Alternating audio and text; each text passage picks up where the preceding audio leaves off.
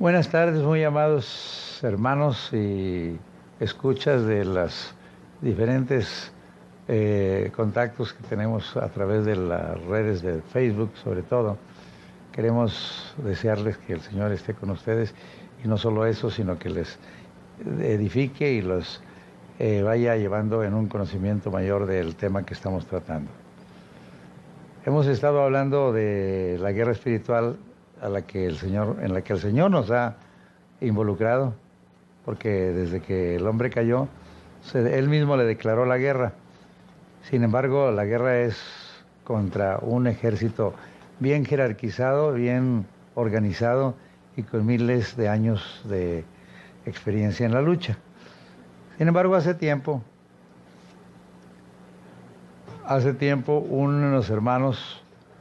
un hermano con el que conviví mucho, que era Rosacruz, me mencionó que él conocía los nombres de los 7 espíritus principales de todo el planeta. Me llamó la atención, pero no le puse tanto interés hasta que tiempo después una mujer de la ciudad de General Terán, Nuevo León, me habla para decirle que había manifestaciones demoníacas en su casa. Y entonces ella me cuenta que su padre era Rosacruz y que había pintado en su casa las figuras de los 7 espíritus inmundos principales del planeta. A raíz de eso me puse a investigar.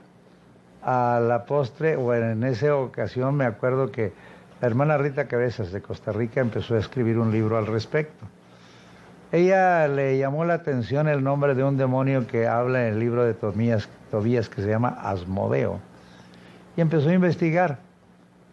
Sin embargo, al empezar yo a buscar en la palabra me di cuenta de que muchos de nosotros le decimos a Satanás con nombres diversos que realmente no son el mismo Satanás, sino que son los príncipes precisamente de ese espíritu inmundo. Y entonces a la hora de estar investigando en la palabra me encontré con 7 nombres muy relevantes en la guerra espiritual. Entre ellos el primero que nosotros podemos ver y que se menciona en el libro más antiguo de la Escritura, el libro de Job, es el Leviatán. El libro de Job hace una descripción detallada de cómo es el Leviatán en el capítulo 41, y en el versículo 33 y 34 del mismo capítulo dice: no hay sobre la tierra quien se le parezca, animal hecho exento de temor, menosprecia toda cosa alta, es rey sobre todos los soberbios. En el Salmo 74:14 lo vuelve a mencionar diciendo: dividiste la mar con tu poder y quebrantaste cabezas de monstruos en las aguas, magullaste las cabezas del Leviatán y lo diste por comida a los moradores del desierto. El Salmo 104:26 lo menciona también hablando de que está ahí en el mar para que juegue en el mar. Y a la vez Isaías 27:1 dice: en aquel día castigará Jehová con su espada dura, grande y fuerte, a Leviatán serpiente veloz y a Leviatán serpiente tortuosa, y matará al dragón que está en el mar. De hecho, de los llamados principados y potestades, yo considero que este es el que está y gobierna a todos los que son soberbios. Sí, por eso dice: es rey sobre todos los soberbios. ¿Sí? Y yo creo que dentro de lo que cabe, aunque está vencido, él sigue pensando que puede superar a nuestro Señor, evidentemente sí, por su soberbia, y naturalmente que pues el Señor dice que lo va a ¿qué? Castigar con su espada dura, grande y fuerte, que es la palabra de Dios. Creo que les conté a aquel joven que en determinado momento giró la cabeza en 180 grados, que dijo que se llamaba el Leviatán, ¿no? Bueno, se los voy a contar. Hace tiempo me hablaron de aquí, de Iglesia Metodista de la Trinidad, para decirme que había una persona que estaba, pues se le manifestaban los espíritus malos. Llegué y era un joven alto, fuerte, todo vestido de negro, que se decía que era persona a quien los mismos personas que les conocen como los darks o darketos se le postraban. Cuando yo lo vi, estaba tirado en el piso, ¿verdad? Y una de las cosas que dije, pues para eso me llamaban, en última instancia, pues ya había, él dijo, yo no puedo entrar a ninguna iglesia porque siempre me caigo cuando entro en una iglesia.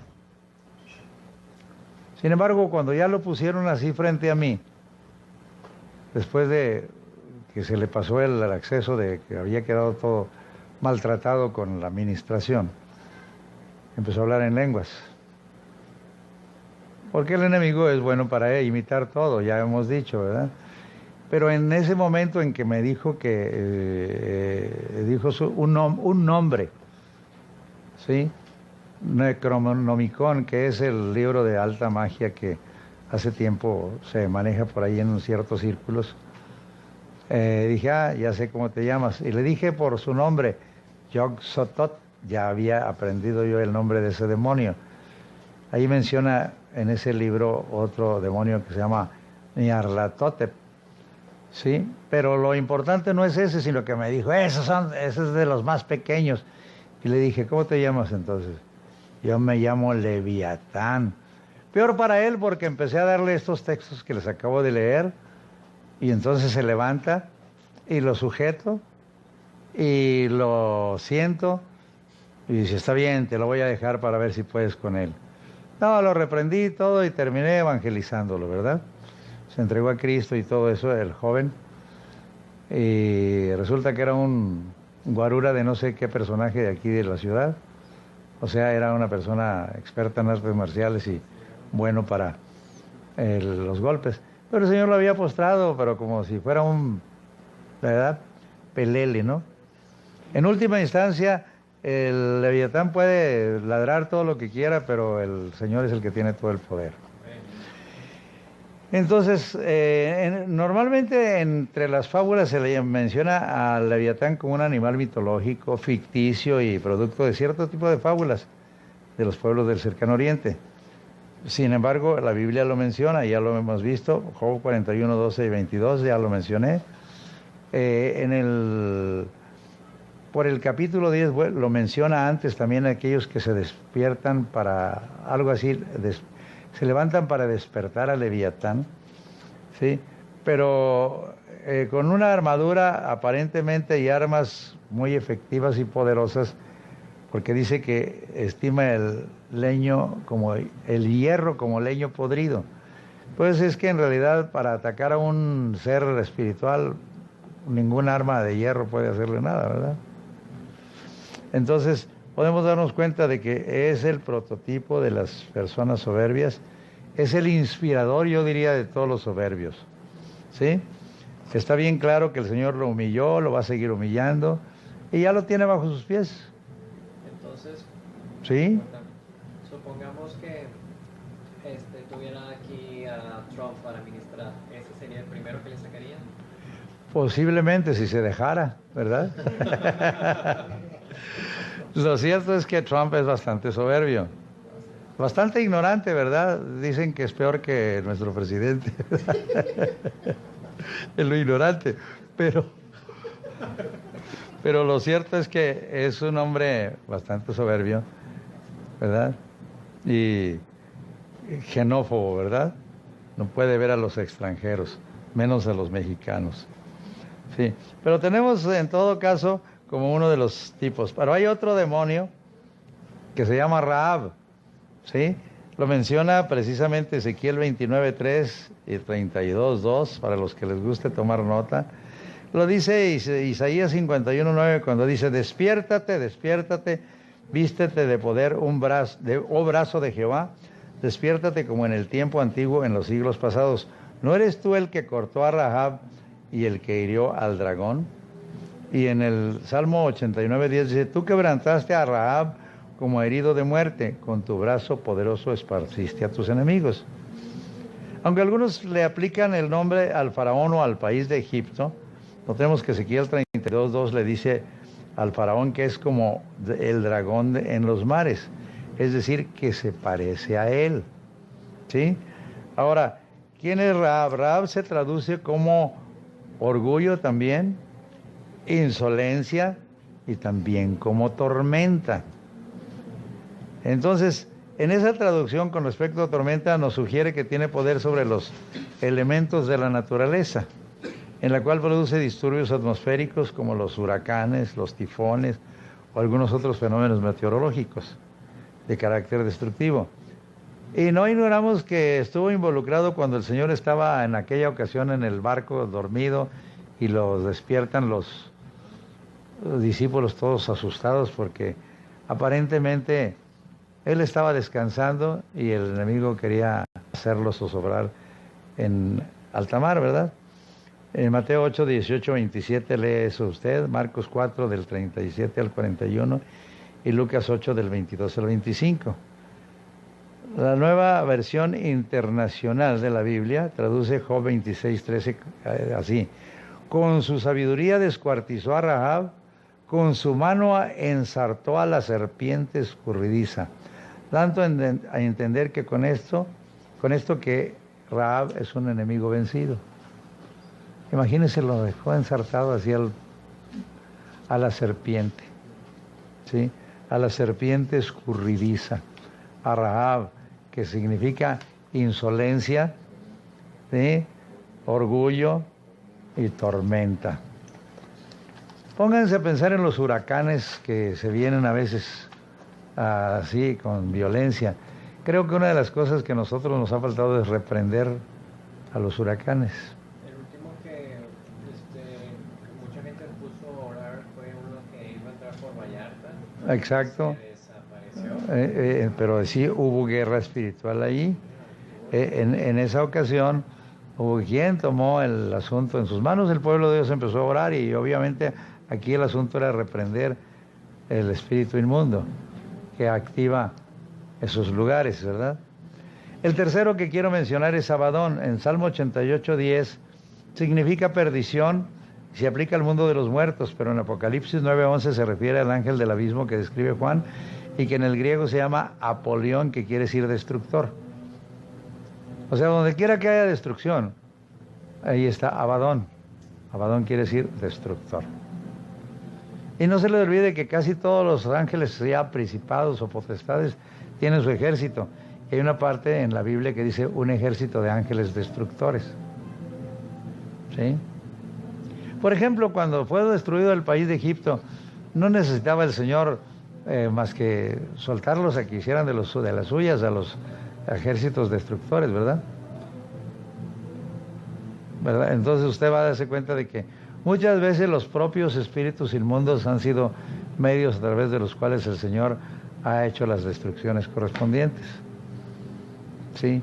Vamos a ver algunas cosas que suceden acá en el continente nuestro al respecto, pero quiero hablar del siguiente espíritu inmundo que se llama Belial. Belial quiere decir perverso. En el Antiguo Testamento se refiere a lo malo y lo perverso, Jueces 19:22, segundo de Samuel 16:7 y primero de Reyes 21 del 10 al 13 en la Reina Valera de 1909 menciona hombres de Belial en lugar de hombres perversos en la versión antigua. Sí, pero en los rollos del Mar Muerto dice que se refiere a los enemigos satánicos de la comunidad. En 2 Corintios 6:12 se utiliza como algo antagónico a Cristo. Cuando dice, ¿qué concordia tiene Cristo con Belial? ¿Sí? En ese famoso pasaje que dice, no os unáis en yugo con los incrédulos, ¿verdad? El carácter de Belial está claramente expresado en donde quiera que haya corrupción o acciones inmorales y perversas, como en los casos de Sodoma y Gomorra, en la época de Abraham, ¿verdad? En aquella ocasión, Génesis 19. Los habitantes de Gabá de Benjamín en la época de los jueces 19 del 14 al 25, y tal como lo describe Pablo a los romanos en el capítulo 1, 18 al 32. O sea, la perversión que se genera bajo la influencia de Belial. Casi siempre, si se fijan, ha estado ligado a perversión sexual. Obviamente, cuando hablamos de perversión sexual, vamos a tocar más cosas cuando llegamos a las causas por las cuales se demoniza a la gente, y uno se va a dar cuenta de que fueron espíritus inmundos que inspiraron al Marqués de Sade, por ejemplo. Sí, uno de los tipos más ¿qué diríamos?, perversos y asquerosos que ha habido en la historia, ¿verdad? El que siente placer sexual por hacerle daño a otro, por realmente violar todos los mandamientos de Dios, en ese sentido, hablando de ese sujeto. Pero eso es ni más ni menos que está bajo la influencia ¿de quién? Belial. Tenemos a Baal Zebub, el señor de las moscas. En el Antiguo Testamento era el dios filisteo de la ciudad de Ecrón. A ese dios lo manda consultar Joram, el hijo del rey Ocosías, de Acab. Y entonces lo reprende Elías. ¿Se acuerdan cuando hace descender fuego del cielo sobre 50 soldados, 2 grupos? Elías, porque dice que no hay Dios en Israel para que vayas a consultar a Baal Zebub, dios de Ecrón.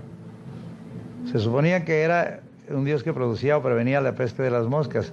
Sin embargo, se le llama Beelzebú y se le llama como príncipe de los demonios en Mateo 12, 24, 9, 34 y 10, 25. A Jesús lo acusaron de por Beelzebú, príncipe de los demonios, echar fuera a los demonios. ¿Sí? Entonces, donde hay inmundicia, donde hay moscas, ¿verdad? Es que ahí está Beelzebú, ¿verdad? Países, por ejemplo, muy, ¿cómo se puede llamar?, muy sucios, como Haití, como la India, ¿verdad? Lugares donde... Uno o dos es mínimo, no, estoy hablando de enjambres de moscas. Se dice que en la realidad había muchas moscas alrededor del ídolo porque lo rociaban con la sangre de los sacrificios, así que constantemente estaba pululando ahí cantidad de moscas que no solo se suben en las cosas que hay, de donde hay sangre, sino donde hay inmundicia, ¿verdad? Bueno, entonces usted puede darse cuenta, pobres países que no tienen una buena higiene y que están así llenos de moscas. No sé si ha visto algunas fotos en África donde hay niños que están así todos cuajados de moscas en su cuerpo. ¿Por qué? Porque no hay limpieza ni cosa por el estilo. Ahí el que gobierna, ¿quién sería? Beelzebú, sí, el señor de las moscas. Bien, entonces puede darse cuenta de que esos son varios de los demonios principales. Pero la Biblia en el Nuevo Testamento menciona a 2 que son muy impresionantemente ahorita utilizados con la gente, ¿sí? La primera, yo quiero pasarme un poquito, adelantarme en la lista que tienen aquí. Tenemos a Hades, que era el dios del griego del mundo de los muertos. Hades es el mismo Plutón de los romanos, ¿sí? Era a quien le rendían culto los muertos. Los griegos tenían una trinidad satánica o demoníaca, que era el dios del cielo y la tierra, Zeus o Júpiter para los romanos. Por el otro lado, Poseidón o Neptuno en el mundo de los romanos. Aquí tenemos nosotros un ídolo de Neptuno precisamente en la Macroplaza. ¿Sí? Ahí se le hizo una estatua muy bella, por cierto, ¿verdad? Pero no deja de ser demoníaco eso, ¿verdad? Pues es Poseidón o Neptuno. Y por último, Hades, el dios les dividió el padre de Zeus, Cronos, esos 3 lugares, ¿sí? Y entonces a él le dio el mundo de los muertos. Entonces, también podemos verlo eso en Apocalipsis 1:18, 6:8, 20:13, 1 Corintios 15:55. Pero otros lo traducen como sepulcro o la región donde van los muertos. La Biblia le otorga personalidad y su juicio va a ser en el lago de fuego y azufre junto con la muerte. Entonces, cuando hablamos de la muerte, precisamente, ¿sí? Usted va a encontrar el nombre de Hades en 1 Corintios, ¿sí? 10, del 9 al 21. No el nombre de Hades, sino de dioses griegos, Deuteronomio 32, 17, Salmo 106 del 36 al 37. Pero cuando hablamos de la muerte, aunque Isaías 25:8 menciona que Dios va a destruir a la muerte para siempre, ahorita la muerte tiene una posición preponderante, porque la Biblia dice claramente que el último de los enemigos que se va a ser destruido es la muerte. ¿Sí? Ahorita el Señor lo utiliza para destruir a los que, ¿cómo se llama? Están a todos sencillamente, pero no, destruirlos es una cosa. El Señor recoger a los suyos es otra cosa, no es a todos. ¿Sí? Pero pensando en como Oseas 13:14 dice, oh muerte, yo seré tu muerte y seré tu destrucción, oh Seol, y no tendré compasión de ti. ¿Sí? 1 Corintios 15:26 dice, sorbidas la muerte con victoria. ¿Dónde está, oh muerte, tu aguijón? ¿O dónde, oh sepulcro, tu victoria? Eso mismo puede ver en Isaías 54:55, Apocalipsis 1:18 y 6:8. Especialmente en 6:8 es donde aparecen los llamados 4 jinetes del Apocalipsis, ¿sí? De los cuales uno de ellos dice que tiene como nombre muerte, va sobre un caballo amarillo, ¿sí? Creo que no es tan amarillo, sino el color verdoso que toma un cadáver, ¿sí? Y dice que se llama muerte y lo sigue el Hades, o sea, el otro espíritu inmundo, ¿sí? Y al último, en el capítulo 20, versículo 13 de Apocalipsis, dice que la muerte y el Hades van a ser echados al lago de fuego y azufre, que es la muerte segunda, ¿sí? Entonces, aunque la muerte se define como la cesación de la vida o la separación del alma y del cuerpo, la Escritura lo llama como un enemigo a vencer, ¿sí?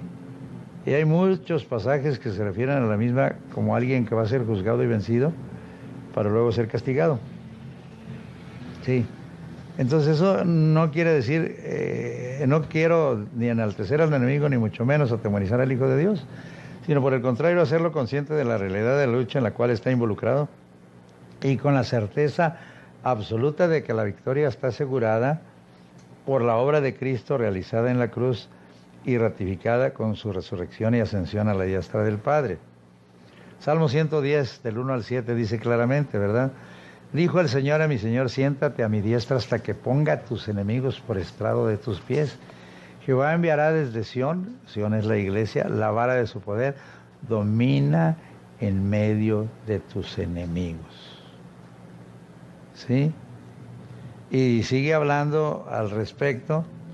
En Efesios 1:19 dice que el Señor fue puesto sobre todo principado y potestad y poder y señorío y sobre todo nombre que se nombra, no solo en este siglo, sino también en el venidero. Y fue dado por cabeza sobre todas las cosas a la iglesia, la cual es su cuerpo, la plenitud de aquel que todo lo llena en todo. Entonces nosotros no tenemos por qué temer a los principados y las potestades. Inclusive en el capítulo 2 del 4 al 7 de Efesios dice que a nosotros nos dio vida juntamente con Cristo, por gracia somos salvos, y juntamente con el Señor Jesús nos resucitó y nos hizo sentar a la diestra del Padre en los lugares celestiales. Entonces es la posición que tienes tú y que tengo yo. No nomás Cristo la tiene a la diestra del Padre en los lugares celestiales, sino que la tienen ustedes, la tengo yo, por la fe. Y estando en Cristo, pues estás sobre todo principado y potestad y poder y señorío y sobre todo nombre que se nombra. Por eso recuerdo que una ocasión que un tipo que llegó ahí y me dijo, ¿no sabes quién soy yo? Y le dije, no, soy Satanás. Y arranca un pizarrón que estaba por ahí, vuelca unas sillas y ensarta el pizarrón sobre las patas de una silla. Ya me lo decía, no te puedo decir mucho gusto, ¿verdad? Cuando me dijo yo soy Satanás.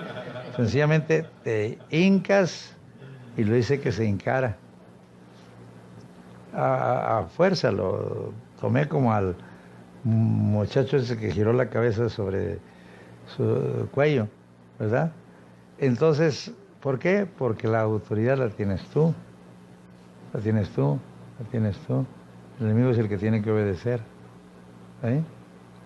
Entonces, quisiera que tratáramos de entender eso, porque el enemigo va a querer estar siempre fastidiándonos la vida cuando nosotros somos ignorantes.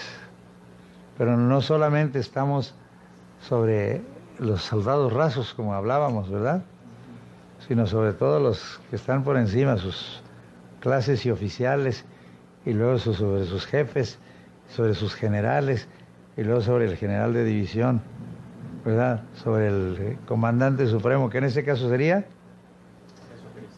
No, el comandante supremo de los principados, Satanás. Por eso cuando combate Miguel al dragón en el capítulo 12 de Apocalipsis, dice, se hizo una gran batalla en el cielo. Dice, Miguel y sus ángeles peleaban contra el dragón y sus ángeles. Y obviamente fueron vencidos los ángeles de Satanás y fue lanzado el gran dragón, la serpiente antigua que se llama Diablo y Satanás. Fue arrojado en tierra y sus ángeles fueron arrojados con él. O sea, puestos en el piso, ya explicamos eso en su momento. ¿Sí?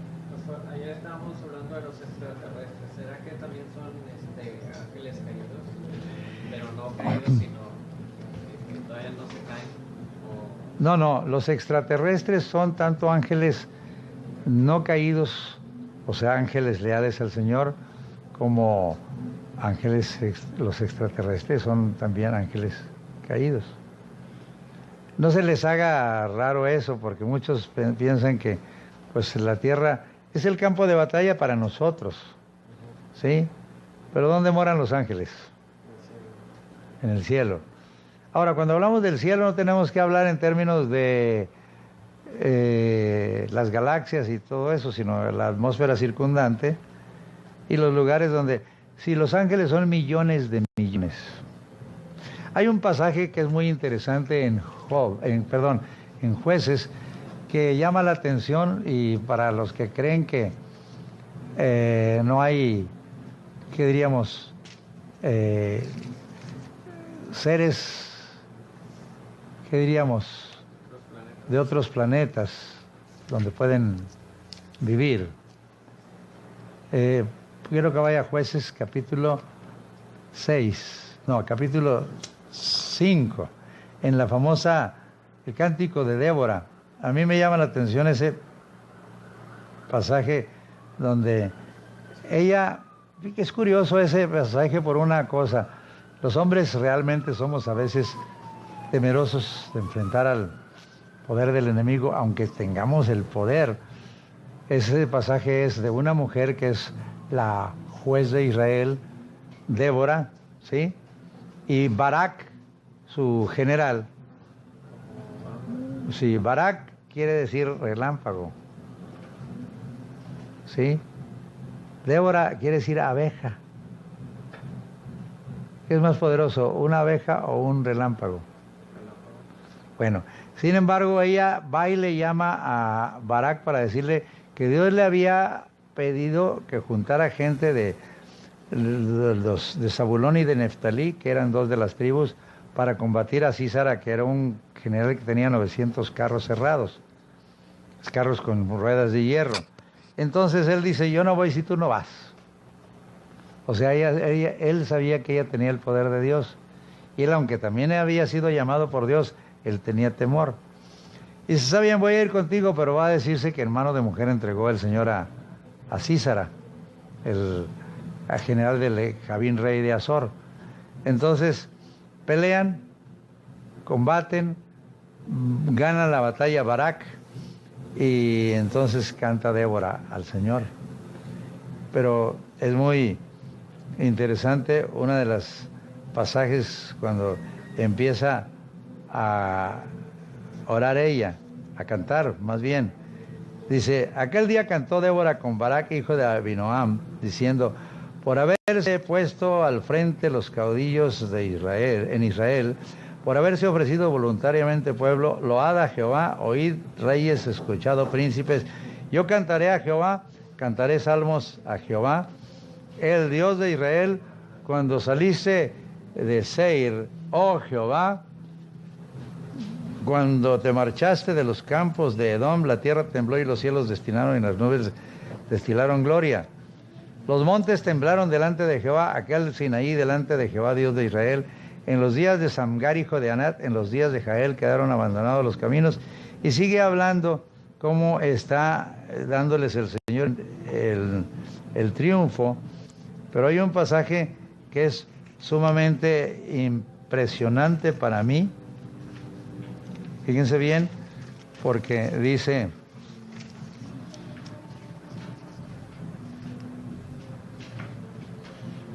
Ahorita se los doy. Versículo 20. Desde los cielos pelearon las estrellas, dice aquí en esa traducción. Desde sus órbitas pelearon contra Císara. La versión antigua dice, de los cielos pelearon las estrellas, desde sus órbitas pelearon contra Císara. Entonces el combate se dio ¿desde dónde? Desde arriba. ¿Sí? ¿Había qué? Un ejército celestial peleando. ¿Serían platillos voladores? Pero las estrellas desde sus órbitas pelearon contra Císara. Aquí dice, de los cielos pelearon las estrellas. Ahora, las estrellas también representan a los cristianos consagrados, a los cristianos que iluminan. Lo dice Daniel cuando dice, los entendidos resplanderán como el resplandor del firmamento, y los que enseñan la justicia a la multitud como las estrellas a perpetua eternidad.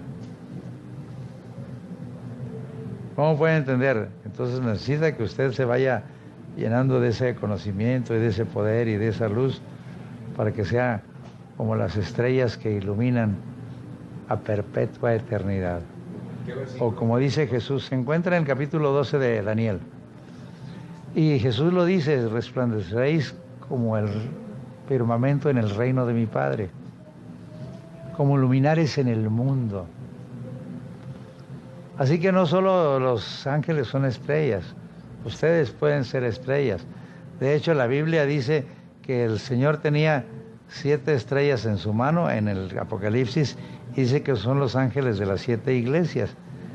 Entonces no son solamente ángeles.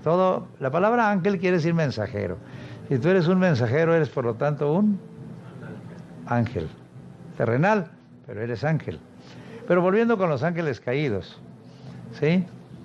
Son también seres que fueron seres celestiales, que fueron degradados de su posición por su rebelión, pero que están condenados ya están derrotados.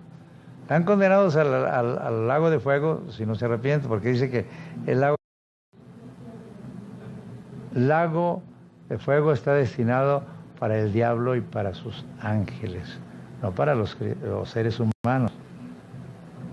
Lo que les va a dar a ellos la posibilidad de ir al lago de fuego, según la Escritura, al ser humano, es su falta de amor con el prójimo.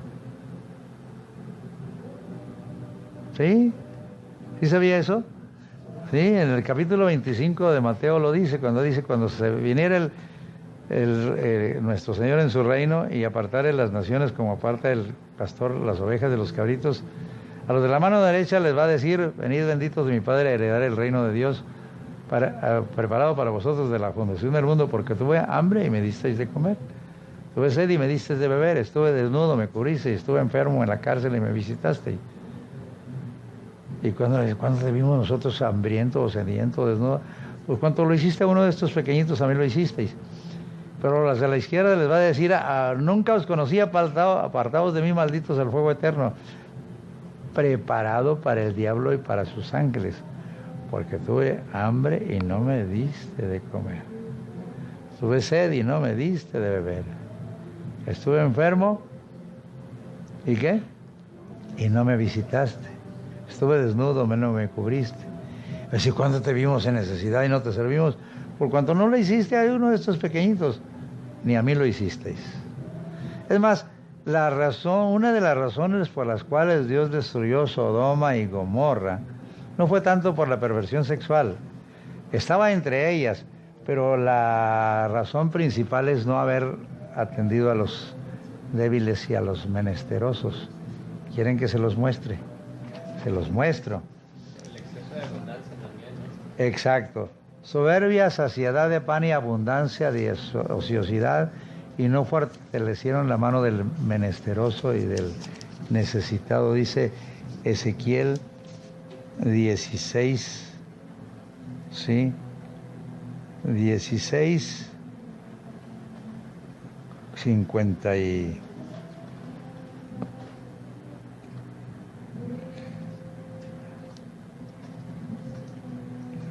49.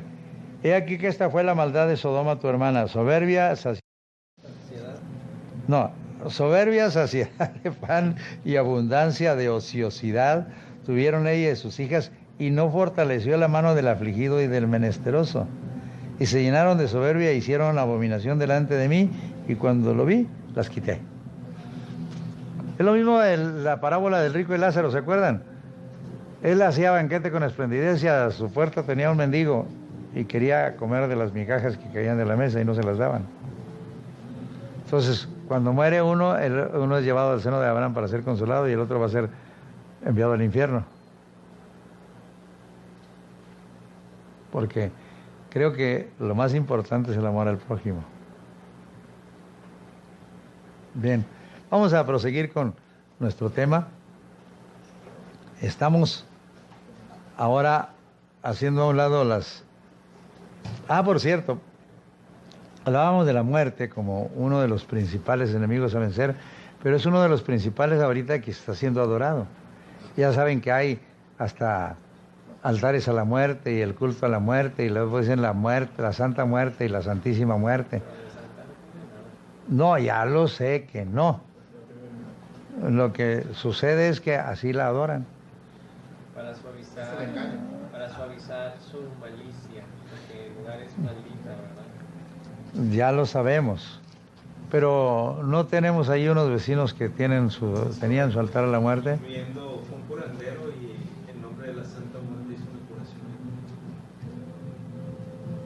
a una niña de 4 meses. Esa es la que quieren liberar. Sí, así es, mañana van a estar aquí. Ok.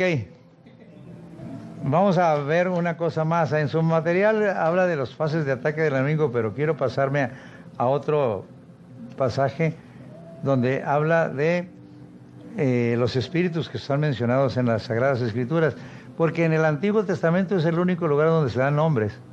En el Nuevo Testamento solo se dan 2 nombres de espíritus inmundos, que son el espíritu de enfermedad, como espíritu de enfermedad, y el espíritu de anticristo.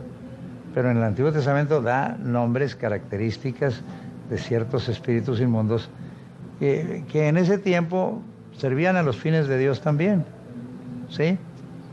O el Señor les daba ciertas permisiones. Por ejemplo, en el Cantar de los Cantares hay un pasaje muy interesante que dice: ponme como un sello sobre tu corazón, como una marca sobre tu brazo, porque fuerte es como la muerte el amor, duros como el Seol los celos. Sus brasas de fuego fuerte llama. ¿Sí? Haciendo a un lado la primera parte del texto, quiero que concentremos nuestra atención en los celos. Dice que son duros como el Seol, como el sepulcro, dice la versión 1909. Y dice: sus brasas son como brasas de fuego, una fuerte llama. ¿Qué quiere decir esto? ¿Qué significan los celos? Consulta el diccionario y dice en la lengua española: celus, viene del latín, que quiere decir ardor. Celos, del griego silos, o sea, estás ardiendo. Sentimiento que experimenta una persona cuando teme o sospecha que la persona amada quiere o desea otra, o cuando siente que otra persona prefiere a una tercera persona en lugar de ella. Como Saúl, cuando dijeron: Saúl mató sus 1000 y David sus 10,000. Se llenó de celos y procuró después matarlo. ¿Sí? A él le dieron 10,000 y a mí 1000, ya no más falta que le den el trono. ¿Sí? Sentimiento de envidia que provoca el deseo de tener o disfrutar de algo que tienen o disfrutan los demás. Bueno, hasta aquí pudiera decir que los problemas, los celos no es un problema tan serio, sin embargo, la Biblia lo menciona como un espíritu inmundo. Quiero que vean Números 5 del 11 al 14, y dice claramente, si viniere sobre el hombre el espíritu de celos, y tuviere celos de su mujer, habiéndose ella amancillado, es decir, como que el enemigo trata de hacer que la persona cuando es infiel, empiece el otro a sentir celos, ¿para qué? Para destruir, que la destruya. Pero dice, o viniere sobre él el espíritu de celos y tuviere celos de su mujer, no habiéndose ella amancillado, porque puede venir un espíritu de celos aunque la mujer sea honesta y sea fiel. Es decir, que haya sido infiel o no, el espíritu de celos empieza a hacer que hostigue a su mujer. ¿Sí? A mí me han tocado casos muy tremendos. Y lo peor de todo es que de hermanos, donde se les mete el espíritu de celos. Ejemplo, no puedo dar nombres, ¿verdad? No, la idea es en todo caso que me han buscado. Me han buscado personas que aquí en la iglesia, no son de mi iglesia, sino, y no dudo que también lo haya en la iglesia, ¿verdad? Pero lo que sí sé es que dicen, es que pasó un hermano por allí que andaba haciendo cerca de la casa de mi esposa. Y luego, de rato, yo sé que me dieron algo porque me quedé profundamente dormido para que ella se saliera. Y entonces hablo con ella y dice, hermano, así es él. Está molesto porque pues, los hermanos me saludan en la iglesia, ¿no? Y ahora si pasa por ahí, pues pasó y ya. Pero cuando una persona es celosa, es capaz de matar. Conozco casos. ¿Sí? Puedo contarles muchos casos porque tengo ministrando liberación más de 50 años. Así que tenemos un poquito de experiencia. Entonces, cuando usted detecta celos, también reprende violencia, homicidio. Hay que reprenderlos a todos, los que van juntos, ¿no? Lo que pasa es que cuando nosotros discernimos algo, nosotros dependemos mucho de la confesión de la persona, porque a veces está convencida de que la persona es infiel. Ya me acuerdo de un hermano que me estuvo buscando una y otra vez, hablé con ella y le dije, oye, eso es una cuestión muy, muy importante. Y ya platicamos, él se tranquilizaba, pero un día llega aquí el hermano que es psiquiatra, sí, un hermano que es psiquiatra de aquí, dice, oye, tengo un caso que ya no lo aguanto, ¿verdad? Y dije, sí, un psiquiatra, vino a verme. Le dije, ¿qué pasó? Digo, se llama así, así le dije, ya sé, ese no sé con cuántos pastores han dado porque quiere quiere demostrar que su esposa le es infiel. Y va con un pastor y con otro y quiere oír lo que él está sintiendo, ¿no? Aunque su mujer sea sana en ese sentido. Entonces, dice la Biblia que es duros como el Seol, los celos. Sus brasas de fuego fuerte llama. No le extrañe por qué Caín mató a Abel. Le dieron a él reconocimiento y a mí no. Se lo dieron a David y a mí no. No se ponga celoso de nadie. Los celos son señal de inmadurez, pero también es el producto de un espíritu inmundo que puede estar por allí. ¿Sí? Usted puede ver todo esto. Es más, Salomón mismo hizo ejecutar a su hermano Adonías porque pidió a Abisag la sunamita como esposa. Para mí Abisag es la que inspira el cantar de los cantares, y entonces él estaba enamorado. A pesar de que tenía un montón, que no codiciaran la sunamita, porque contra su propia vida habló Adonías, su hermano.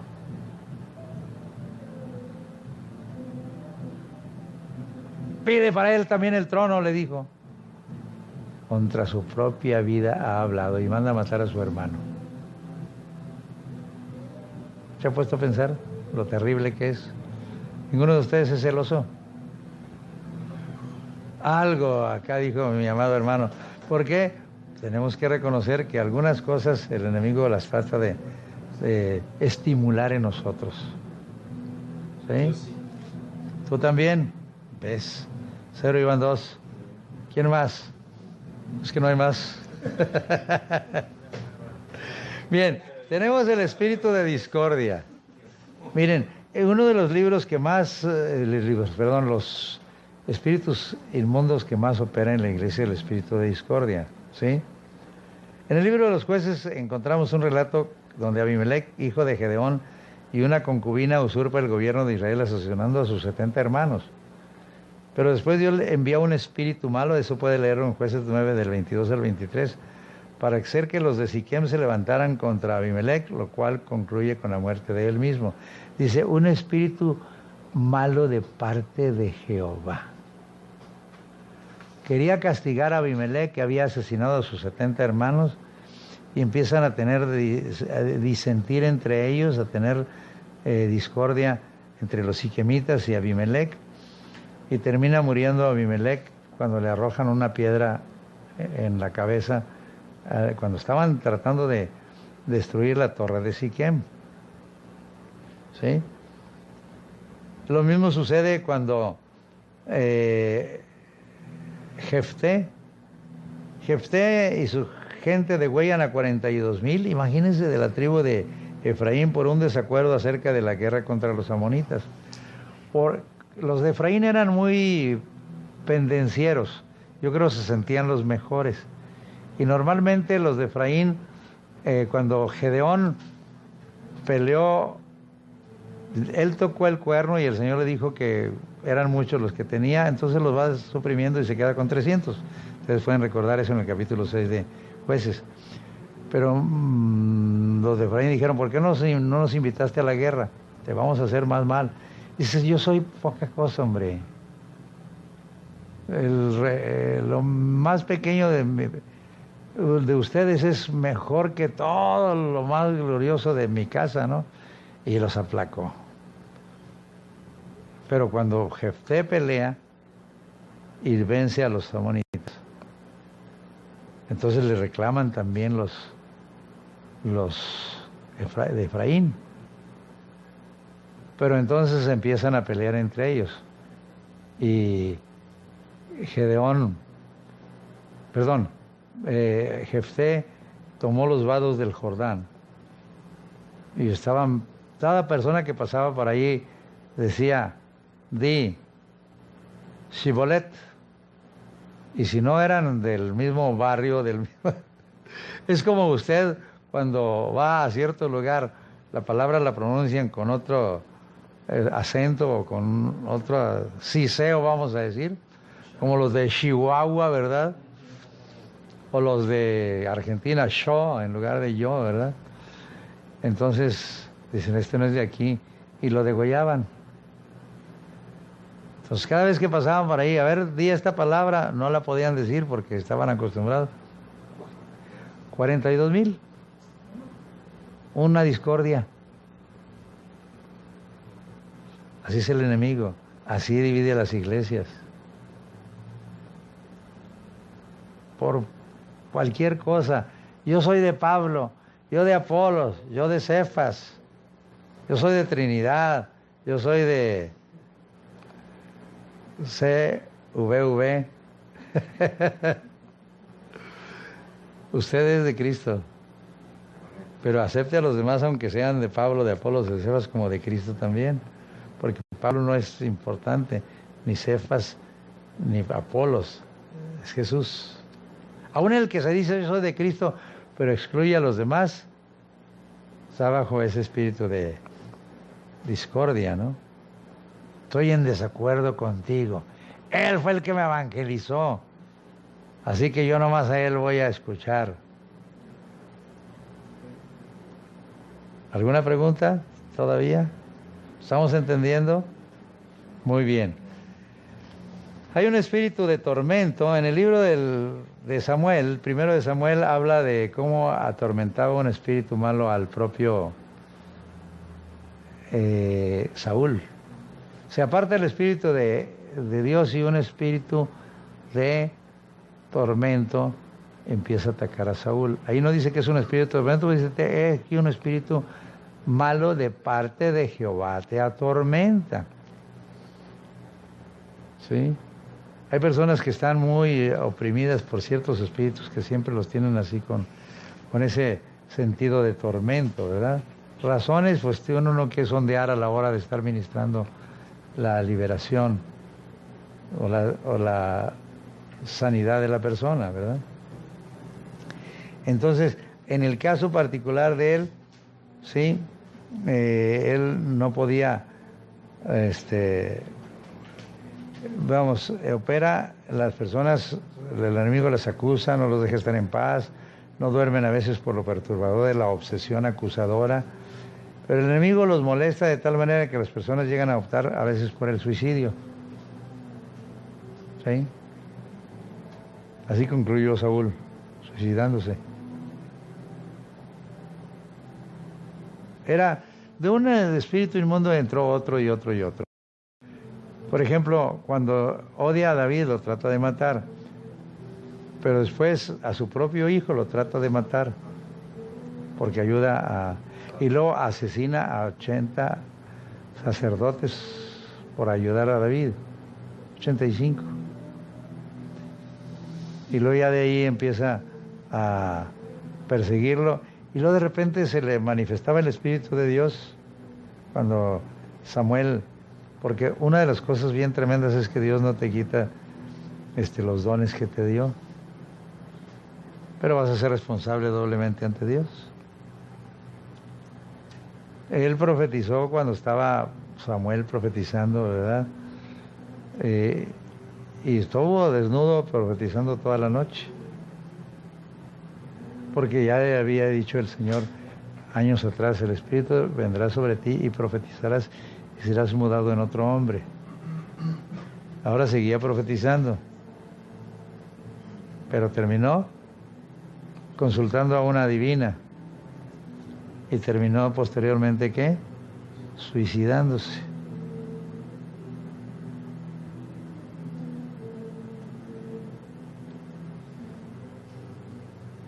Así que mis queridos hermanos, ¿vamos aprendiendo algo? Vamos a aprender más. ¿Eh? Sí, sí. De hecho, en el caso particular de... luego vamos a hablar de lo que es la esquizofrenia, la bipolaridad y cosas por el estilo, porque son espíritus que unos se van ayudando con otros, invitando a otros a participar. Pero por lo pronto vamos a hablar del espíritu de mentira. ¿Sí? En el Antiguo Testamento, vuelvo a insistir, para muchos que dicen que Satanás fue echado del cielo a la tierra y que se reveló en el cielo y acá lo echaron y vino, revolvió la tierra, ¿son invenciones o son especulaciones? Porque no dice la Biblia eso. ¿Sí? Entonces, porque les decía, si Satanás estaba degradado, echado del cielo a la tierra, ¿cómo es que venía a presentarse delante del Señor? En el libro de Job dice, un día vinieron los hijos de Dios a presentarse delante de Jehová y Satán vino entre ellos, porque seguía teniendo acceso a la presencia de Dios, igual los otros espíritus, aunque a ustedes se le haga raro eso. Pero una ocasión precisamente cuando a Josafat y el rey Acab, que era muy impío el rey Acab, el esposo de Jezabel, que dejó que matara a muchos profetas, Jezabel, profetas de Jehová. Jezabel, que era una mujer que adoraba a Baal y a Astarot, o a Asera. ¿Sí? Cuando el rey Acab se alía con Josafat, que era un buen rey, para pelear en una batalla, la batalla de Ramot de Galaad, que por cierto Ramot de Galaad era una de las ciudades de refugio que Dios había preparado para que huyera el que matara por accidente. Si ustedes recuerdan eso, Dios permitió que al oriente del Jordán hubiera 3 ciudades de refugio y al occidente otras 3 ciudades de refugio. ¿Sí? Las de Golán estaba en Galaad. A ver, Ramot estaba en Galaad, que era al oriente del Jordán, que era de la tribu de Gad. ¿Sí? Rubén tenía otra ciudad que se llamaba Becer, y la otra se llamaba estaba en la media tribu de Manasés, no recuerdo el nombre, pero son 3 ciudades. Y del otro lado estaba Siquem, que era en monte de Efraín, estaba Hebrón, que era de la tribu de Judá, y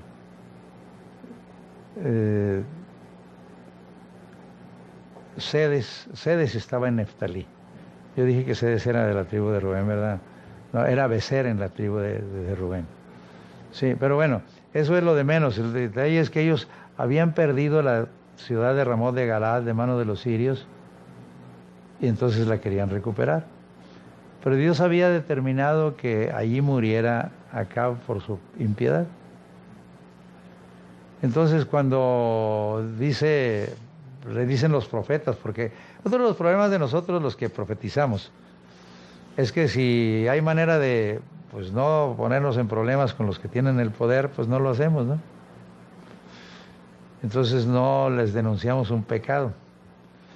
Y él tenía 400 profetas que sostenía, imagínense, y le decían, vamos a ir a la batalla de Ramot de Galaad. Dice, ¿no? Digo, sí, sube porque serás prosperado y el Señor te la va a entregar. Y así decía uno y otro, y hasta que se le hacía muy bonito para ser verdad a Josafat, que sabía cómo era su cuñado, ¿verdad? Era un bribón. Dice, no había otro profeta de Jehová por el que consultemos. Dijo, sí, pero yo lo aborrezco porque siempre me profetiza mal. Dice, no hable así el rey. Y lo mandan a traer a Micaías. Y entonces viene Micaías y dice, todos están profetizando a favor del rey. Así que dilo y te va a ir bien. Dijo, yo voy a decir lo que Dios me diga. Entonces cuando llega el momento en que le dice, hemos de ir a la batalla por Ramón de Galaad, dice, sube y serás prosperado, y el Señor la dará en mano del rey. Pues él sabía que siempre le iba a profetizar mal, entonces, ¿desde cuándo te he de decir que me digas la verdad de parte de Jehová? Ah, ¿quieres la verdad? Yo veía a Israel como oveja sin pastor. No, te dije que siempre me va a profetizar mal. Dicen, voy a contarles lo que vi. Estaba el ejército de Jehová delante de él, y Jehová decía, ¿quién inducirá y subirá y hará que Acab vaya y caiga en la batalla de Ramot de Galaad? Y uno decía una manera y otro decía otra. Y salió un espíritu y se puso delante de Jehová y le dijo, yo subiré y me pondré delante de él. Y lo haré que caiga. ¿Cómo lo vas a hacer?, le dice el Señor. Dice, yo subiré y seré espíritu de mentira en boca de todos sus profetas. 400 profetas mintiéndole.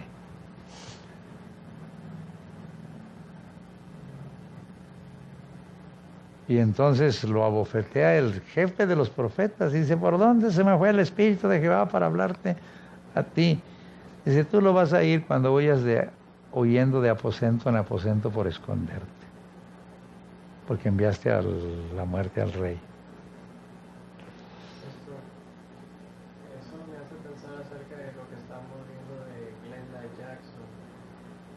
¿Puede suceder eso de que también un profeta en estos tiempos tenga espíritu de mentira en sus labios? Porque hay que también probar a los profetas. Yo sé que todos podemos falsear, pero si lo que quieres es defender a Barack Obama, pues bueno. No, porque hay unos que están profetizando que Trump va a ganar, también profetas cristianos, y otros, pues esta en particular dice que ni siquiera vamos a llegar a las elecciones, bueno, que ellos no van a llegar a las elecciones, entonces ya me puso a pensar. Bueno, ponte a orar. Porque en realidad, mira, la situación a nivel político y a nivel social. Mañana vamos a hablar, por ejemplo, de los terremotos, porque ya ahorita está habiendo una actividad sísmica muy fuerte en el área de California, ¿sí? Hasta se piensa en un cataclismo de 7 grados. Peor aún, ¿sí? Bueno, pero eso lo dice la Biblia, bien claro. El Señor va a sacudir la tierra así como si fuera una maraca, ¿verdad? No así con una canica, ¿verdad? Porque para Él no es problema. Entonces, eso tiene que acontecer, porque el hombre se ha corrompido tanto. Así que, si fuera Barak el anticristo, o no lo fuera, si Glenda Jackson se equivoca o no se equivoca, si los que están del lado de, ¿cuál sería el que tendría la razón? A Micaías dice, pónganlo a pan de aflicción y agua de angustia mientras yo regreso en paz, dice a Acab. Y entonces la Escritura dice que cuando Acab, cuando él le dijo, si llegas a regresar en paz, dijo, Jehová no ha hablado por mí. No, pues, y era valiente Acab. Entonces, el rey de Siria dijo, no peleen con chicos ni grandes, sino solamente con el rey. Y el único que se quedó con las vestiduras reales fue Josafat. Así que todo el ejército se le echó encima a Josafat. Y la Escritura dice que clamó al Señor y Dios le apartó a los que peleaban, ¿no? Todos los que peleaban contra él los hizo a un lado. Sin embargo, al azar dispara un dardo, un soldado, y se le clava entre las junturas del coselete al propio Acab. Y no estaba herido de muerte aparentemente, pero le dice a su cochero, sácame del campo porque estoy herido, y arrecia tanto la batalla que nadie lo puede auxiliar, y se desangra. Y muere.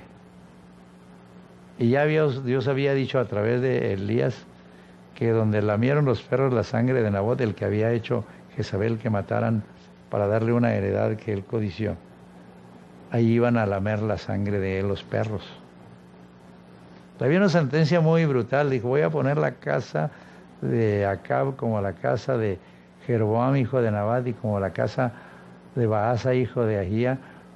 El que de acá fuera muerto en la ciudad se lo van a comer los perros, y el que fuera muerto en la ciudad se lo van a comer las aves del cielo. Digo, en el campo se lo van a comer las aves del cielo.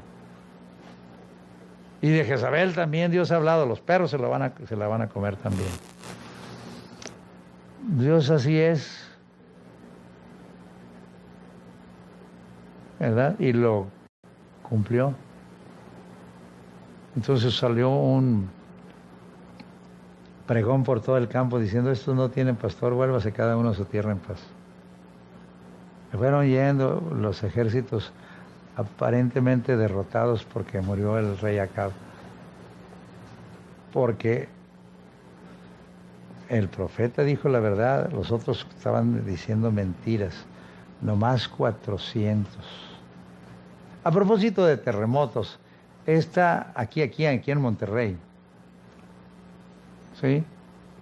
Ya hace muchos años que había, es más, si me escuchan por allá en donde están escuchando en Houston, Carolina del Norte, donde están, ellos recuerdan, pues estábamos pequeñitos, que iba a haber un terremoto aquí en Monterrey. Y posteriormente, tiempo después, llegan otros norteamericanos y dicen lo mismo. Y llegan otros. Primero, antes de eso, yo decía, porque había estudiado algo que se da en geología, que México está dividido en 3 zonas, la llamada zona sísmica, que es del Valle de México, donde está nuestra ciudad capital, zona muy inestable, ¿verdad? Y la zona penisísmica, que es menos riesgosa, y la zona asísmica, que es donde nosotros vivimos que no iba a haber terremotos aquí, que no va a haber temblores. ¿Y qué sucede? Ya los está viendo. ¿Sí? Aquí en este edificio se han sentido. No sé si ustedes lo hayan captado. No, pero eso no es nada. Ya tuvimos uno de 4.1 aquí en Ciénega de Flores. 2 veces ya van. Cadereyta, que es la que hizo que se aquí. Entonces, prepárese. El tercer anuncio lo dio un pastor de Trinidad. Y empezaron a que junten alimentos, a que ayuden, a dar enseñanza acerca de cómo escaparse de un temblor. Pasa el tiempo y no se había dado, hasta que ya empezó a temblar. Los juicios de Jehová tienen su tiempo. Llámese Sodoma, llámese Estados Unidos, llámese Haití, Chile, China, Monterrey. Esto es otro tema, ¿verdad? Pero quería dárselos porque esta es la 4ª vez que oigo ahora sí estamos en realidad cerca de eso. Venga mañana el culto, no voy a transmitirlo por la red. Espíritu de mentira. Y terminamos, bueno, hay 2 más que quiero mencionar. Bueno, 3 o 4. A ver si alcanzamos a verlos todos. 5. Primero que nada tenemos el espíritu de sueño. ¿Se ha preguntado por qué no entiende la palabra de Dios? ¿Por qué se quiere dormir cuando quiere leerla? ¿O sencillamente le da pereza si quiere abrirla para leer en ella un poco? ¿Cuántos batallan con esto? Con toda honestidad. Ya con eso, cerrar los ojos, ya dijiste todo. En cambio, si se trata de un espectáculo, ya sea televisado o en el mismo lugar donde se lleva a cabo, es capaz de quedarse hasta altas horas de la noche. ¿Sí o no? Leo ahora esto: deteneos y maravillaos, ofuscaos y cegaos, embriagaos y no de vino, tambalead y no de sidra, porque Jehová derramó sobre vosotros espíritu de sueño, y cerró los ojos de vuestros profetas, y puso velo sobre las cabezas de vuestros videntes.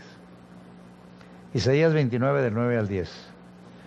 Y dice, y será como palabra del libro sellado, que si lo dieran al que sabe leer, dicen, lea ahora esto, no puedo porque está sellado.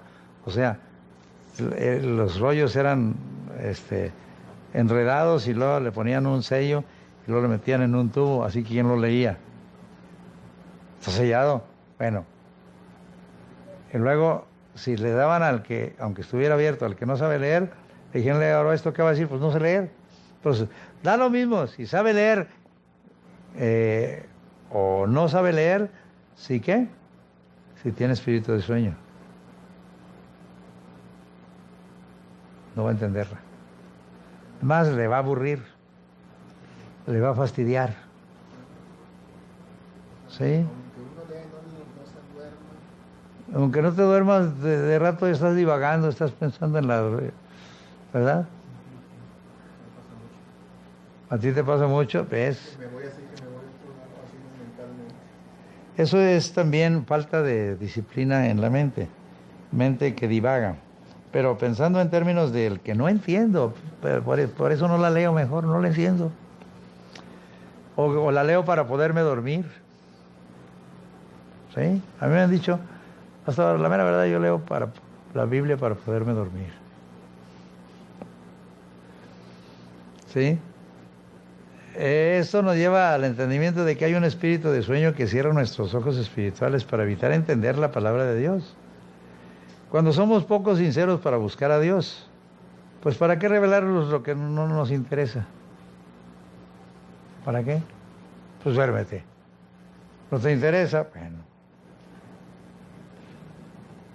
Entonces lea usted eso y se va a dar cuenta. ¿Sí? Hay varios pasajes que pueden ilustrarnos esto. Usted léalos en su casa. Isaías 29:14, 56:10, Romanos 11:8 y 13:11. ¿Sí?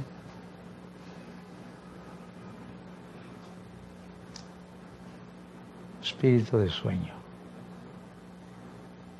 No se me duerman, por favor. Espíritu de vértigo. Eso es tremendo, ¿no? Jehová mezcló espíritu de vértigo en medio de él e hicieron errar a Egipto en toda su obra, como tambalea el ebrio en su vómito. ¿En qué consiste el espíritu de vértigo? ¿Cuáles son sus efectos? Ahorita les cuento una experiencia. Al examinar detenidamente el capítulo 19 de Isaías encontramos una cantidad enorme de efectos producidos por el tal espíritu. Temblor y debilitamiento, versículo 1.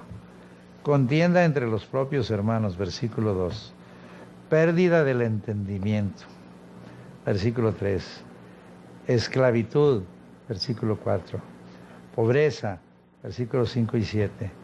Tristeza, versículo 8. 7. Confusión, versículo 9. 8. Necedad, 11. 9. Engaño, 3, versículo 13.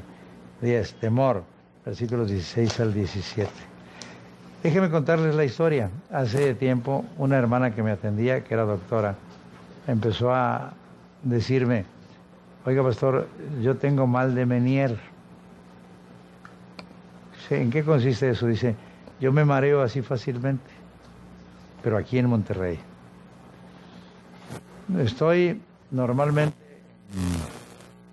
en México y no hay problema. Yo creo que es cuestión de la altura y eso.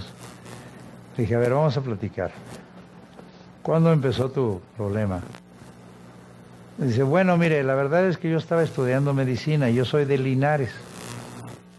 Y en la medicina me pidieron que hiciera una investigación acerca de la hechicería. Y como soy de Linares y ahí está la petaca, es algo así como Catemaco en Veracruz, ¿sí? Fui a consultar una hechicera haciéndome pasar por paciente. Bueno, ya me dijiste todo. Saqué un 10 con la investigación, pero empezó el mal de Menier. Estuvimos ministrándole más tiempo. Luego empezó a trabajar con un acupunturista y con un médico que no necesitaba que llamar a los pacientes que tenían cita ni nada. Si le debían dinero, no, decía: ahorita no se preocupe, ahorita los llamo yo. Nomás se concentraba y llegaba el paciente. O sea, estaba más y más involucrándose en el ocultismo, pues. Le dije: mija, yo creo que esa es la causa. Estuve trabajando, pero muchos de estos síntomas los tenía ella, ¿no? Ya se jubiló, sí. En algunas veces me llevó a orar por personas al hospital, a la clínica, que estaban enfermos de cáncer. Y el Señor se manifestó, pero ella no podía hacerlo. ¿Por qué? Ella era doctora, pero era una hija de Dios y creía en la palabra. Así que imagínese usted cómo estaba el pueblo de Egipto por el espíritu de vértigo. El espíritu de fornicación, que déjenme decirles algo, aunque en el caso particular de los dioses de aquella época, había muchos dioses donde estaba muy involucrada la fornicación, ¿sí? Como el Baal, Acera. Todos los sacerdotes o sacerdotisas eran prostitutas homosexuales, y a la gente que iba a adorar, pues ellos sencillamente se tenían relaciones con ellos. Todavía hasta la fecha hay lugares en algunas partes de la India, por ejemplo, ¿sí? Entonces, aquí mismo, en Corinto, tenían el problema de que ahí estaba el templo de Afrodita. Por eso los cristianos de Corinto estaban batallando mucho con el sexo. ¿sí? El templo de Afrodita tenía 1000 prostitutas sagradas. Así que como es un istmo, así un lugar muy angosto, donde atracaban barcos por un lado y por el otro, se llenaba de marinos que iban a adorar a Afrodita, ¿no? Y pues terminaban fornicando, ¿verdad?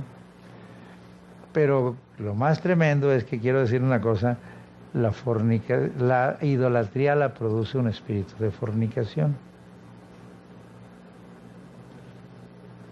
¿Por qué? Te hace ser infiel a Dios.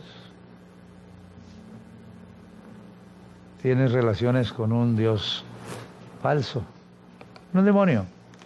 Fornicación, vino y mosto quitan el juicio. Mi pueblo a su ídolo de madera pregunta y el leño le responde. Porque espíritu de fornicación lo hizo errar y dejaron su Dios para fornicar. El leño te responde, ¿sí? Es un espíritu inmundo. Tú le preguntas y te va a responder.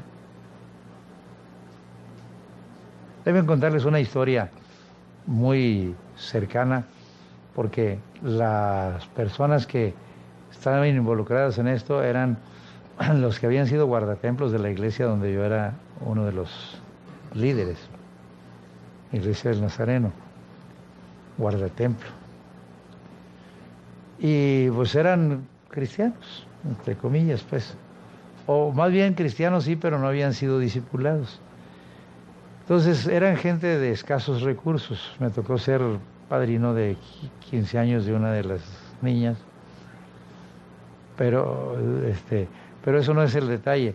Era la abuelita que era la guardatemplo, una ancianita muy preciosa, sirviendo. Su hija, que era que le planchaba a mi esposa la ropa cuando tenía necesidad. Y estábamos con pocos hijos, nada más teníamos 4, 5. Y entonces nos los cuidaba Chayo, la nieta, que era una señorita. Como yo predicaba como quiera, aunque tenía mi negocio, le dije una ocasión a mi esposa, vamos, dile a Chayo que se venga a cuidar a los niños para ir a predicar. Estabas conmigo. Y nos fuimos a predicar aquí a La Fama, ¿verdad? Entonces llegamos allí a La Fama y ya prediqué y todo. Pero me dio mucho gusto porque llegaron la abuelita, la mamá y la hija. Pues estaban mejor cuidados mis hijos, ¿verdad? Qué bueno. No, cuando llegamos, me acuerdo que estaba en el momento en que llega Juan Diego y avienta así con la tilma a las rosas del milagro y se le pinta a la Virgen de Guadalupe en la tilma y empiezan a aplaudir las tres, a rabiar.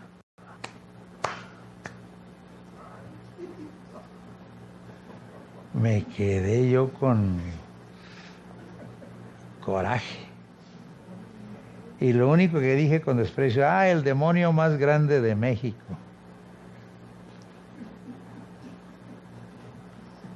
Terminaron, se fueron muy, pues así, porque, pues no me dijeron, nomás se fueron porque pues ellas ya habían visto, por ejemplo, como quiera el milagro de las rosas.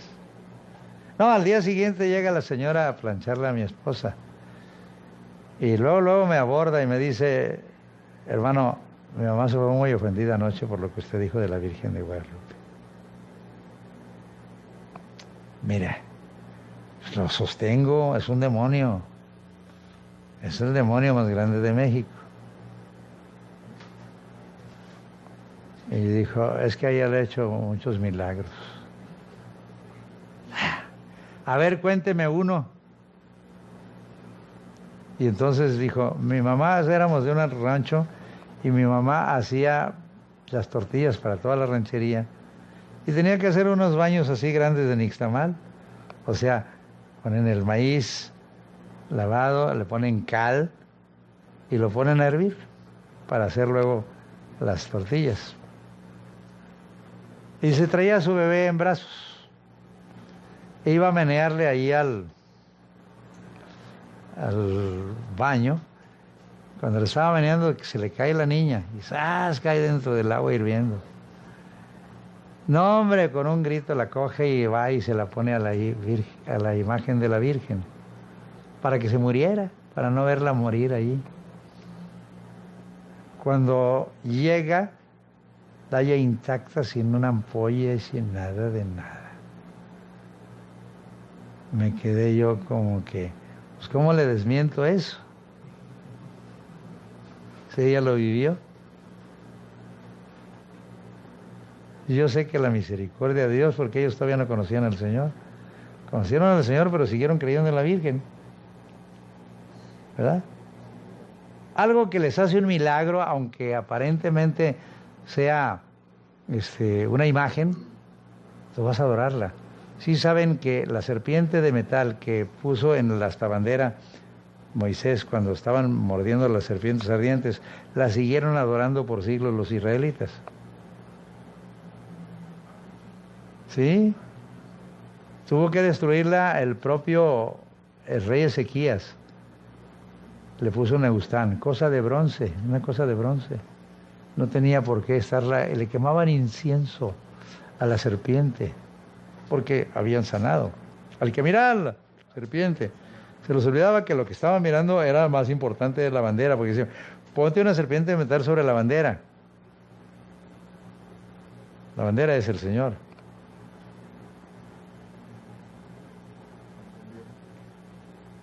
Y eso obedece, mira a la bandera, ahí está la serpiente. Se hizo daño, pero todo el que mirara a la serpiente. Pero a mí me impresionó ese detalle. Y luego todavía dice, después cuando murió, esa sí murió, otra de mis hermanitas dice que le dijo, ya me voy, mamá, porque ya vino María por mí.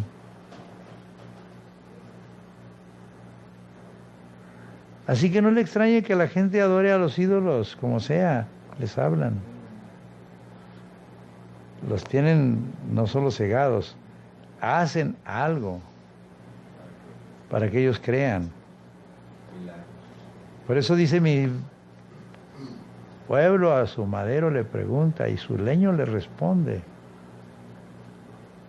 Porque espíritu de fornicación lo hizo errar.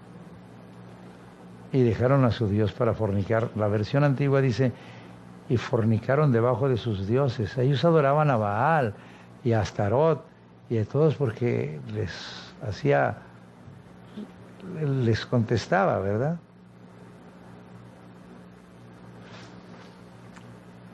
Así que, ¿cómo puede pensar en ese tiempo? Nos podemos recordar que la adoración a cierto ídolo de los pueblos gentiles, dice la Escritura claramente, que adoraban a los demonios. Y los demonios tienen cierto poder. Sin embargo, en ese caso, todos esos dioses, los de los Baal eran homosexuales, las sacerdotisas eran prostitutas, consagraban a su dios el producto de la fornicación y agregaban otras muchas prácticas sexuales como la pederastia, el incesto, la zoofilia, la ninfomanía, la satiriasis, la pedofilia. En sus prácticas, lea Levítico 18 y se va a dar cuenta.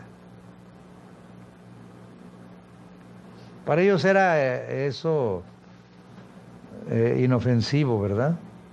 ¿Para Dios? Claro que no.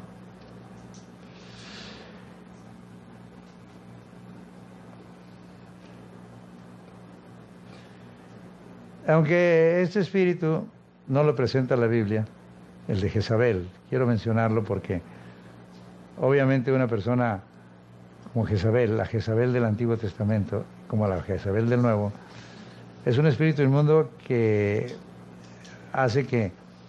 En la Biblia se menciona, por ejemplo, en 1 Reyes 16, del 29 al 33, y del 19, del 1 al 2, del 21, del 1 al 25, y en 2 de Reyes 9, 22, 30 al 37, y Apocalipsis 2, del 20 al 22. El espíritu de Jezabel, ¿sí? Es una mujer que está bajo no una mujer, puede ser un hombre también, bajo el control de un espíritu de manipulación. ¿Dónde aprendí esto? Una palabra tan simple como esta. Jezabel significa soltera, sin marido, ¿verdad? Y en realidad ella manipulaba al rey Acab, ¿sí? Ella hacía y deshacía con sus dioses y Acab la dejaba. Se dicen para que haya una Jezabel tiene que haber un Acab. O sea, para que haya una persona manipuladora tiene que haber, si es un hombre, un mandilón, ¿verdad? Entonces, mandilón es el espíritu de Acab. Haz lo que quieras. Aunque sea muy valiente, a él la manejaba la mujer, ¿verdad? Pero en este caso no reconoce la autoridad de Dios, que Dios le puso al marido. Francis Frangipane, en su libro Los tres campos de la batalla espiritual, dice: Jezabel es independiente a toda costa y tiene una intensa ambición por los puestos de eminencia y sobre todo por el control. Así que vaya pensando en ¿quién? ¿Ahorita? Hillary Clinton. Es digno de notar que el nombre de Jezabel sin marido significa que se rehúsa a cohabitar o vivir junto con alguien. Jezabel no vive con nadie a menos que pueda controlar o dominar la situación. Cuando parece sumisa o con apariencia de sierva, solamente tiene la finalidad de ganar algunas ventajas estratégicas. Desde lo más íntimo de su corazón no se rinde ante nadie. Tengamos en mente que el espíritu que produjo a Jezabel existía mucho antes de que este nombre se hubiera utilizado. Aunque nos referimos a Jezabel como mujer, este espíritu no tiene género masculino, pues los espíritus inmundos no tienen género, ¿verdad? Ni femenino. A pesar de esto, al espíritu le atrae, sin embargo, la característica única de la psiquis femenina y su capacidad sofisticada para manipular sin esfuerzo físico. Busquemos a Jezabel en aquellas mujeres que están amargadas contra los hombres, ya sea por el descuido del hombre o por falta del uso de la autoridad espiritual. Este espíritu obra a través de mujeres que a causa de la inseguridad, los celos o la vanidad desean controlar o dominar a otros. Jezabel está allí tras la mujer que humilla públicamente a su esposo con la lengua y después lo controla por medio del temor a que él tiene a la vergüenza pública. Conozco casos muy tremendos, pero ya se fue el tiempo, ¿sí? Aunque usa todos los medios de perversidad sexual que conocen, la inmoralidad no es su punto fuerte.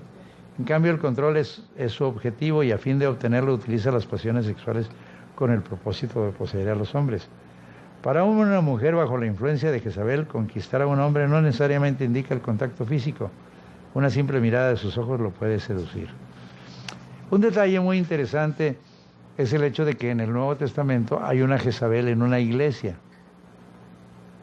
Y dice, porque permites a esa mujer que se dice profetiza enseñar a mis siervos a fornicar y a comer cosas sacrificadas a los ídolos. Ahí sí fornicaba.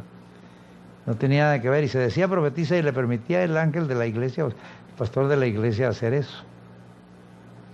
Es muy interesante, léanlo, se encuentra en Apocalipsis, capítulo, les di el pasaje, capítulo 2, versículos 20 y el 22. La próxima semana, si Dios lo permite, vamos a hablar del espíritu del anticristo, porque ahí viene ya el anticristo, vayan preparándose. Y luego vamos a hablar de las serpientes y los escorpiones. ¿Alguna pregunta?